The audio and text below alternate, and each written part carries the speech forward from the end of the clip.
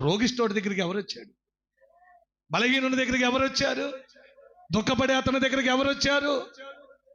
ఎవరి సహాయం లేని అనాథగా బ్రతుకుతున్న తన దగ్గరికి ఎవరు వచ్చారు? అతను ఏమంటాడు తెలుసా? యోహాను సువార్త 5వ అధ్యాయం 5వ వచనంలో, నాకు ఎవరు లేరు. ఏమంటే, నాకంటే వచ్చిన వారందరూ బాగుపడిపోయి అందరూ కూడా స్వస్థపడిపోయి ఈ నీళ్ళలో ఈ నీళ్లు కదిలించబడినప్పుడు దేవదూతలు ఆయా సమయంలో వచ్చినప్పుడు అందులోకి దిగి అందరూ బాగుపడిపోయి వెళ్ళిపోతున్నారు. కానీ నేనే ఎక్కడ ఉన్నాను? గమనించాడు ఆయన, చూశాడు ఆయన, తెలుసుకున్నాడు ఆయన.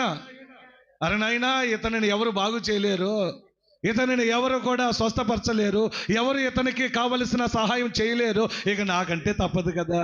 స్తోత్ర, గట్టిగా చెబుదామా?